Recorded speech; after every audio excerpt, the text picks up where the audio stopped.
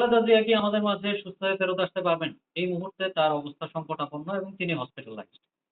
মির্জা ফখরুল সাহেবও নাকি তথ্য দিয়েছেন সবাইকে যে উনার অবস্থা ভালো না।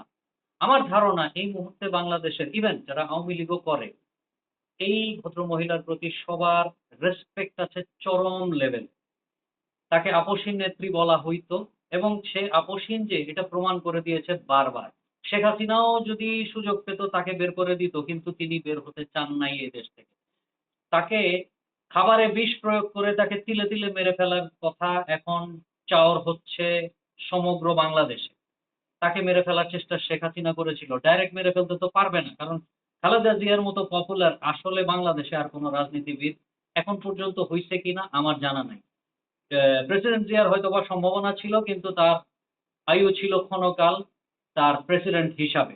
যাই হোক, খালেদা জিয়া এমন একজন ব্যক্তি, আমি কি আ ধানের শীষে ভোট দিব? খুব সম্ভবত না।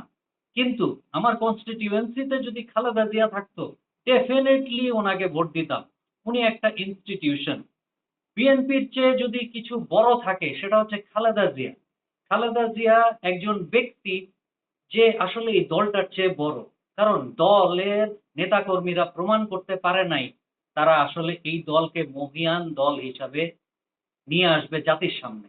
চাঁদাবাজি থেকে শুরু করে যত ধরনের নোংরামি আছে, বিএনপির বিভিন্ন বড়, বড় নেতাদের কাছ থেকে আমরা সবই দেখেছি। কিন্তু এই খালেদা জিয়ার জন্য শেখ হাসিনা অনেক কিছু করার চেষ্টা করছিল। শেষ পর্যন্ত পাইল কি? উনার একটা ব্যাংক অ্যাকাউন্ট থেকে আরেকটা ব্যাংক অ্যাকাউন্টে টাকা ট্রান্সফার। কারণ একটা ফাউন্ডেশন থেকে তার পার্সোনাল অ্যাকাউন্টে হয়তোবা টাকাটা ট্রান্সফার হয়েছিল। এইটা নিয়েই মামলা। কিন্তু দুর্নীতি কিন্তু খুঁজে পায় নাই। যাই হোক, খালেদা জিয়া আসলে শুধুমাত্র বিএনপির অভিভাবক নয়। কিছুদিন আগে আমি একটি পোস্ট করেছিলাম। তিনি আসলে বাংলাদেশের যত নাগরিক আছে তাদের অভিভাবক এবং স্পেশালি যত কয়জন পলিটিশিয়ান আছে তাদের অভিভাবক। এই মহিলা অবশ্যই সুস্থ হয়ে ফেরত আসা উচিত এবং আমাদের মাঝে থাকা উচিত আরো বেশ কিছুদিন, যতদিন পর্যন্ত বাংলাদেশের পলিটিক্স স্টেবিলাইজ না হবে। কারণ শেখ হাসিনা এবং আওয়ামী লীগ এই দেশ থেকে বিতাড়িত হওয়ার পরে বাংলাদেশে যথেষ্ট আনরেস্ট আছে। ডক্টর মোহাম্মদ ইউনূস আর কিছু পারুক আর না পারুক, বাংলাদেশে কিন্তু শান্তি ফিরায় আনতে পারে নাই। খালেদা জিয়ার অবর্তমানে কি পরিস্থিতি হবে এটি আমি ভাবতে পারছি না। এবং ভাবতে পারছি না বলে আপনাদের সকলকে অনুরোধ করব, উনার জন্য মন থেকে দোয়া করেন।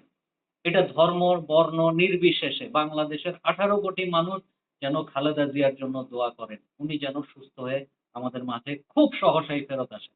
আসসালামু আলাইকুম।